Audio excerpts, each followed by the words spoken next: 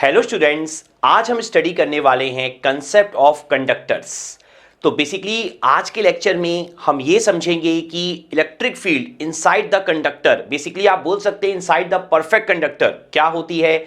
इसके अलावा conductor surface पे पोटेंशियल क्या होता है। इसके अलावा चार्ज डेंसिटी क्या होती है इनसाइड द परफेक्ट कंडक्टर, ये सारी चीजें। इसके अलावा resistance of a conducting material, ये भी हम आज के लेक्चर में डिस्कस करने वाले हैं। तो काफी इंपॉर्टेंट लेक्चर रहने वाला है आपके लिए। अगर आप इस लेक्चर को बहुत अच्छे से समझ लेंगे तो जो कंडक्टर में इलेक्ट्रिक फील्ड का बिहेवियर है वो आप बहुत अच्छे से अंडरस्टैंड कर जाएंगे। तो यहां पर सबसे पहले मैं एक सिचुएशन लेकर चलूंगा। सबसे पहले लेकिन आपको एक बात समझ में आनी चाहिए कि जो कंडक्टर्स होते हैं ना, उसमें आपके इलेक्ट्रॉन्स बहुत सारे होते हैं और वो फ्री टू मूव होते हैं। ये पॉइंट हमें पता ही है। अब यहां पर मैं एक सिचुएशन लेके चलूंगा। सपोज करो यहां पर मैं एक आइसोलेटेड कंडक्टर कंसीडर कर रहा हूं। ये पॉइंट आप ध्यान रखना, आइसोलेटेड कंडक्टर, क्योंकि इसके बाद मैं एक और सिचुएशन लूंगा। तो जो फर्स्ट सिचुएशन है आपकी, वो आपकी आइसोलेटेड कंडक्टर की है। ये पॉइंट आपको ध्यान में रखना होगा। अब ये जो आपका आइसोलेटेड कंडक्टर है, इसकी मीनिंग भी ये भी आप समझ जाओगे, कोई प्रॉब्लम नहीं होगी। तो यहां पर अब आपको समझना होगा कि हम एक एक्सटर्नल इलेक्ट्रिक फील्ड अप्लाई कर रहे हैं, जिसको हम डिनोट करेंगे यहां पर ई से। तो ई क्या है? आपकी एक्सटर्नल इलेक्ट्रिक फील्ड है और आपके पास एक आइसोलेटेड कंडक्टर है। जब आप एक्सटर्नल इलेक्ट्रिक फील्ड अप्लाई करते हैं ना, तो होता क्या है कि जो आपके नेगेटिव चार्ज होंगे, जैसे मैंने बोला कंडक्टर्स में बहुत सारे आपके चार्ज होते हैं और फ्री टू मूव होते हैं। तो जो आपके नेगेटिव चार्ज होंगे वो इलेक्ट्रिक फील्ड के अपोजिट डायरेक्शन में मूव करते हैं। ये पॉइंट आपको हमेशा क्लियर होना चाहिए। और जो पॉजिटिव चार्ज होते हैं ना, वो इलेक्ट्रिक फील्ड के सेम डायरेक्शन में मूव करते हैं। तो होगा क्या, जब आप एक्सटर्नल इलेक्ट्रिक फील्ड अप्लाई करेंगे तो ये चार्जेस ना बहुत जल्दी मूव करेंगे, चाहे नेगेटिव चार्ज हो चाहे आपके पॉजिटिव चार्ज हो। ये पॉइंट आपको समझ में आया? तो जब ये चार्जेस मूव करेंगे तो होगा क्या कि जो पॉजिटिव चार्ज और नेगेटिव चार्ज हैं वो कंडक्टर की सरफेस पर एक्यूमुलेट होना शुरू हो जाएंगे और एक टाइम के बाद there will be a induced surface charge. ठीक है, कंडक्टर की सरफेस पे। ये पॉइंट आपको ध्यान रखना है, induced surface charge. Clear? So जब इंड्यूस्ड सरफेस चार्ज होगा then there will be a internal induced electric field. तो यहां पर एक इंटरनल इलेक्ट्रिक फील्ड होगी, इंटरनल इंड्यूस्ड इलेक्ट्रिक फील्ड। हमने यहां पर किया क्या था, मैं फिर से सिचुएशन को रिपीट कर रहा हूं। आइसोलेटेड कंडक्टर था, हमने एक एक्सटर्नल इलेक्ट्रिक फील्ड अप्लाई करी ई। तो यहां पर मैं एक कंडक्टर बना देता हूं और आप देखिए हम यहां पर एक्सटर्नल इलेक्ट्रिक फील्ड अप्लाई कर रहे हैं ई। और ये जो आपकी ई इलेक्ट्रिक फील्ड है ना, उसके कारण हुआ क्या, जो पॉजिटिव चार्ज हैं वो किस तरफ मूव करेंगे, इन the direction of electric field, और वो ना सरफेस पे एक्यूमुलेट होना शुरू हो जाएंगे। उसी तरीके से नेगेटिव चार्ज आपके opposite direction of electric field में मूव करेंगे और वो भी सरफेस पे एक्यूमुलेट होंगे, जिसके कारण से there will be a induced surface charge and इसके कारण से यहां पर एक इंटरनल इंड्यूस्ड इलेक्ट्रिक फील्ड होगी। तो इसे अगर मैं इस तरीके से शो कर दूं ई आई, तो होगा क्या, ये जो आपकी इंटरनल इंड्यूस्ड इलेक्ट्रिक फील्ड है ना, ये कैंसिल कर देगी एक्सटर्नल इलेक्ट्रिक फील्ड को। क्लियर है पॉइंट?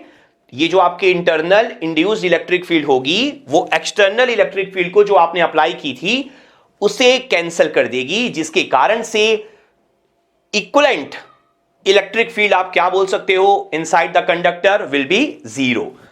पॉइंट समझ में आया? तो आप क्या मेंशन करोगे, आप ये मेंशन करोगे कि अंडर स्टैटिक इक्विलिब्रियम आप बोलोगे कि इलेक्ट्रिक फील्ड क्या होगी, आपकी जीरो होगी इनसाइड द कंडक्टर। ये पॉइंट आपको समझ में आना चाहिए। Under static equilibrium electric field will be zero. अगर इलेक्ट्रिक फील्ड जीरो है तो आपको फॉर्मूला पता है, इलेक्ट्रिक फील्ड और वोल्टेज में रिलेशनशिप आपको पता है। आपको पता है कि E क्या होता है, आपका माइनस डेल V होता है। तो ये आपका क्या शो करेगा, ये आपका ये शो करता है कि अगर इलेक्ट्रिक फील्ड जीरो है तो पोटेंशियल डिफरेंस भी आपका जीरो होगा। पोटेंशियल डिफरेंस जीरो होने का मतलब क्या है, आप समझिएगा। पोटेंशियल जीरो नहीं होता है, पोटेंशियल डिफरेंस जीरो होता है। दैट मींस यहां पर अगर आप शो करें VXY, तो VXY क्या होगा आपका, कि कंडक्टर में दो पॉइंट होंगे आपके एक्स और वाई, उनके बीच का पोटेंशियल डिफरेंस वो ऑलवेज क्या होगा, जीरो होगा। जब भी ना v इक्वल टू जीरो आपको दिखाई दे तो समझ जाइएगा v इक्वल टू जीरो कोई मीनिंग नहीं होती है, पोटेंशियल डिफरेंस होता है मीनिंग। हमने पोटेंशियल बहुत डिटेल में स्टडी कर रखा है वैसे, ठीक है। तो पोटेंशियल डिफरेंस आपका जीरो होगा, ये पॉइंट आपको समझ में आ रहा है।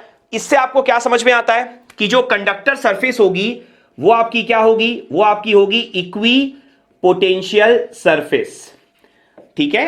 क्योंकि अगर पोटेंशियल डिफरेंस जीरो है दैट मींस हर एक पॉइंट में आपका सेम पोटेंशियल होगा, तो जब आप पोटेंशियल डिफरेंस निकालेंगे तो आपको क्या मिलेगा, जीरो मिलेगा। तो इक्वी पोटेंशियल सरफेस होगी आपकी, ये पॉइंट आपको क्लियर हो गया। इसके अलावा आप एक और पॉइंट समझिए, अगर आपका electric field intensity E zero हो जाएगा तो हम जानते हैं गॉस लॉ। गॉस लॉ हमने बहुत डिटेल में पढ़ रखा है। गॉस लॉ आपका क्या होता है, del dot D is equal to rho V. इसको आप लिख सकते हैं del dot epsilon E is equal to rho V. तो यहां पर अगर आपका इलेक्ट्रिक फील्ड इंटेंसिटी जीरो है ना, तो आप बहुत अच्छे से अंडरस्टैंड कर सकते हैं कि जो आपका रो वी होगा वो भी आपका क्या होगा, जीरो होगा। तो यहां पर कुछ इंपॉर्टेंट पॉइंट्स जो हैं आपके, इलेक्ट्रिक फील्ड जीरो होगी under static equilibrium in case of conductor. इसके अलावा पोटेंशियल डिफरेंस आपका जीरो होगा। इसके अलावा आपका रो वी, ठीक है, वॉल्यूम चार्ज डेंसिटी, ये भी आपका इनसाइड द कंडक्टर क्या होगा, जीरो ही होगा। ये पॉइंट आपको क्लियर हो पाया अच्छे से। देखो जो इलेक्ट्रिक फील्ड जीरो है ना, उसको आप इस तरीके से भी समझ सकते हो। आप देखो J इक्वल टू, जब आप सिग्मा ई की बात करते हो, ठीक है, J equal to sigma E, तो आप यहां पर बात कर रहे हो परफेक्ट कंडक्टर की। तो परफेक्ट कंडक्टर के केस में सिग्मा की वैल्यू क्या होगी, इंफिनिटी होगी, ठीक है। तो यहां पर अगर सिग्मा की वैल्यू इंफिनिटी है तो आपको यह पॉइंट समझना होगा कि सिग्मा इंफिनिटी कब होगा। सिग्मा इंफिनिटी आपका तब होगा जब आपका जो इलेक्ट्रिक फील्ड है वो क्या होगा, जीरो होगा for the finite value of J. J की एक फाइनाइट वैल्यू के लिए अगर आपका इलेक्ट्रिक फील्ड का वैल्यू जीरो होता है तभी तो आपका सिग्मा क्या होगा, यहां पर इंफिनिटी होगा। तो ये तो आप मैथमेटिकली अंडरस्टैंड कर सकते हैं, लेकिन आपको ना थ्योरिकली सिचुएशन क्लियर होनी चाहिए जो मैंने आपको समझाई है। आइसोलेटेड कंडक्टर का मतलब क्या होता है अभी आप अंडरस्टैंड करोगे, ठीक है। लेकिन यहां पर जो मैंने अभी तक आपको क्लियर करवाया है आइसोलेटेड कंडक्टर के बाद से, वो सारी सिचुएशन आपको क्लियर हो जानी चाहिए। दैट मींस कि जब भी एक्सटर्नल इलेक्ट्रिक फील्ड रहेगी तो चार्जेस किस तरह से मूव करेंगे, आपका किस तरह से इंटरनल इलेक्ट्रिक फील्ड जनरेट होगी, किस तरह से कंडक्टर के अंदर अंडर स्टैटिक इक्विलिब्रियम आपका जो इलेक्ट्रिक फील्ड है जीरो होगा, पोटेंशियल डिफरेंस जीरो होगा और रोवी भी क्या होगा, आपका जीरो होगा। पॉइंट समझ में आ गया।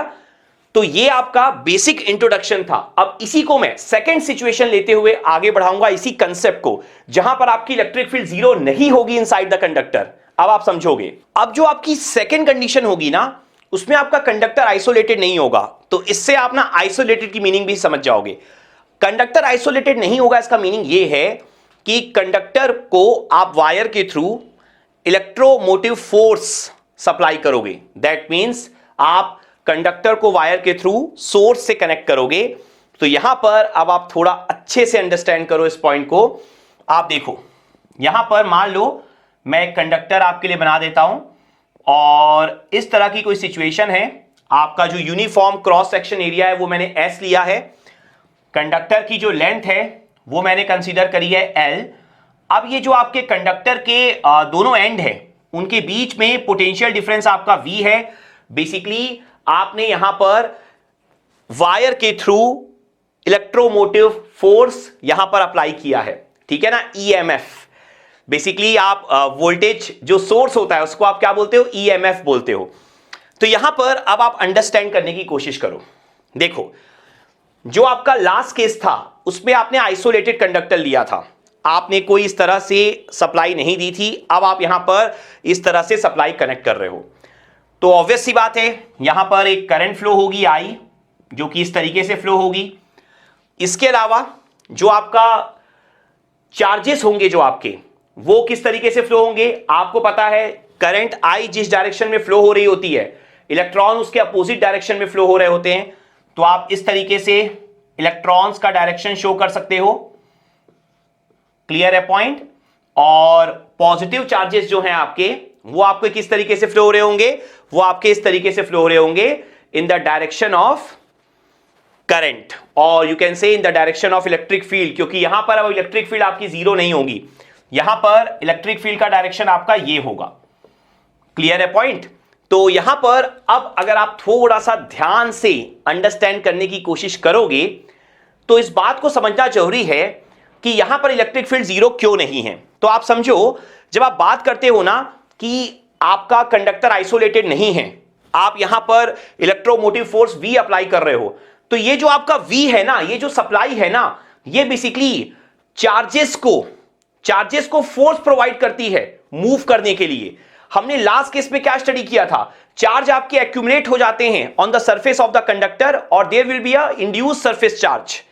लेकिन यहां पर जो ये आप वोल्टेज V अप्लाई करते हो, वो फोर्स प्रोवाइड करती है चार्जेस को मूव करने के लिए, जिसके कारण से आपकी स्टैटिक इक्विलिब्रियम की कंडीशन कभी भी आप अचीव नहीं कर पाते और इलेक्ट्रिक फील्ड आपकी इनसाइड द कंडक्टर जीरो नहीं होती है। ये पॉइंट आपको बहुत अच्छे से क्लियर रखना है। वैसे ये कंसेप्ट आप EDC में भी स्टडी करते हो, थोड़े से डिफरेंट टाइप से, लेकिन कंसेप्ट यही होता है। तो यहां पर जब भी आप वोल्टेज V अप्लाई करोगे, इलेक्ट्रिक फील्ड आपकी जीरो नहीं होगी, ये पॉइंट आपको ध्यान में रखना है। तो अब अगर आप सिचुएशन को थोड़ा सा और अंडरस्टैंड करने की कोशिश करो, तो जो आपके पॉजिटिव चार्ज होंगे उनका डायरेक्शन वही होगा जो इलेक्ट्रिक फील्ड का डायरेक्शन है, जो नेगेटिव चार्ज होंगे जैसे इलेक्ट्रॉन्स, उनका डायरेक्शन अपोजिट होगा इलेक्ट्रिक फील्ड के डायरेक्शन के। यहां पर आप एक और बात समझो, जब इलेक्ट्रॉन्स मूव करते हैं ना यहां पर, तो होगा क्या कि वो एक ना डैंपिंग फोर्स फील करते हैं। जब कंडक्टर के अंदर इलेक्ट्रॉन्स आपके मूव करते हैं तो एक डैंपिंग फोर्स वो फील करेंगे। इस डैंपिंग फोर्स को आप शो करते हो रेजिस्टेंस से। तो बेसिकली अब हम यहां पर resistance of the conducting material, इसका भी एनालिसिस करने वाले हैं इस सिचुएशन के लिए। तो आप समझो ध्यान से, देखो अगर हम डिस्कस करें यहां पर इलेक्ट्रिक फील्ड की, तो जो वोल्टेज V आपने अप्लाई किया है उसके कारण जो इलेक्ट्रिक फील्ड होगी आपकी, यूनिफॉर्म इलेक्ट्रिक फील्ड, वो आपकी क्या होगी, V/L। हमें पता है L क्या है, लेंथ ऑफ द कंडक्टर है, तो V/L वोल्ट पर मीटर, ये आपकी होती है इलेक्ट्रिक फील्ड। पॉइंट क्लियर हो गया अच्छे से। अब आप यहां आगे समझो, मैंने यहां पर क्या बोला है आपको, ये जो S है आपका, S क्या है आपका, यूनिफॉर्म क्रॉस सेक्शन एरिया। तो जो कंडक्टर है ना, उसका जो क्रॉस सेक्शन है वो यूनिफॉर्म है, ये पॉइंट आपको ध्यान में रखना है, ठीक है। तो यूनिफॉर्म क्रॉस सेक्शन, ये आपको ध्यान रखना होगा यहां पर, क्योंकि यूनिफॉर्म अगर नहीं होता है तो सिचुएशन थोड़ी डिफरेंट होगी। ये भी मैं आपको समझाऊंगा, मैं इंफॉर्मेशन आपको सारी दूंगा यहां पर, ठीक है। तो आप देखो, L आपकी लेंथ है, S आपका यूनिफॉर्म क्रॉस सेक्शन है, तो यूनिफॉर्म क्रॉस सेक्शन S जो है, अब आप अगर बात करते हो यहां पर करंट डेंसिटी की, तो करंट डेंसिटी आपका क्या हो जाएगा, करंट अपॉन S, ठीक है, यूनिफॉर्म क्रॉस सेक्शन और यहां पर करंट I, तो I अपॉन S। ये पॉइंट क्लियर हो गया। अब आप समझो, यहां पर हम जानते हैं कि J equal to sigma E होता है, ठीक है ना, ओम्स लॉ से हम समझते हैं J equal to sigma E होता है। सिग्मा क्या है आपकी, कंडक्टिविटी है, कंडक्टिविटी ऑफ द कंडक्टर। तो यहां पर अब अगर आप देखोगे तो सिग्मा जो है आपका, सिग्मा को हम सिग्मा रहने देते हैं और E को पुट करते हैं V/L और J को हम पुट करते हैं यहां पर I/S। पॉइंट क्लियर हो गया। तो हमने किया क्या यहां पर, बेसिकली J की वैल्यू सिग्मा E थी, J की वैल्यू I/S भी थी, तो J की वैल्यू हमने I/S पुट कर दी और J की वैल्यू सिग्मा E में E की जगह हमने V/L पुट कर दिया। ये पॉइंट क्लियर। अब आप देखो, I/S is equal to sigma V/L हो गया आपका। अब यहां पर अगर हम कैलकुलेट करने की कोशिश करें रेजिस्टेंस R, तो आप समझो यहां पर अगर आप V/I कैलकुलेट करते हो तो V/I means potential difference divided by current. तो यहां पर आपकी सिचुएशन क्या हो जाएगी, आप देखो V/I जैसी आप करोगे, यहां पर डिवाइड में S आपका रहेगा, इसके अलावा L आपको मिल जाएगा यहां पर, इसके अलावा सिग्मा भी आपको मिल जाएगा। तो आप देख सकते हो सिग्मा बाई L था यहां पर, हमने वहां जाकर इसे डिवाइड कर दिया। तो यहां से अब अगर आप देखोगे तो V/I क्या हो जाएगा आपका, रेजिस्टेंस हो जाएगा, R हो जाएगा। तो यहां पर जो कंडक्टिविटी है, 1 अपॉन कंडक्टिविटी को हम क्या मेंशन कर सकते हैं यहां पर, रजिस्टिविटी।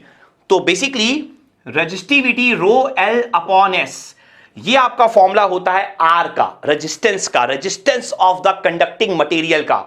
तो यहां पर आप देखो 1 upon conductivity is equal to resistivity. तो वैसे रजिस्टिविटी का फॉर्मूला पढ़ते हो ना, आर ए बाय एल, जहां ए क्या होता है, एरिया होता है। यहां पर मैंने एरिया एस लिया है, यूनिफॉर्म क्रॉस सेक्शन एरिया, ठीक है।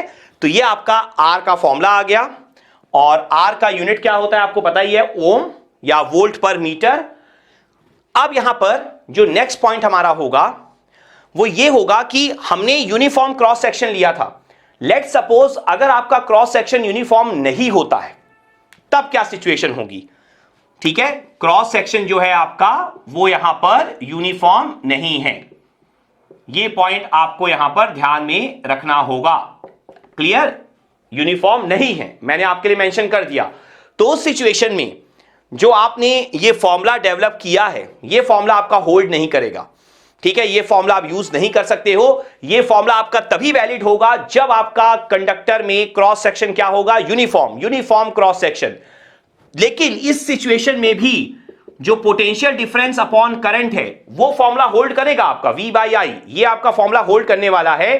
तो इस सिचुएशन में आप R की वैल्यू क्या यूज करते हो, ये आप यूज करते हो V का फॉर्मूला।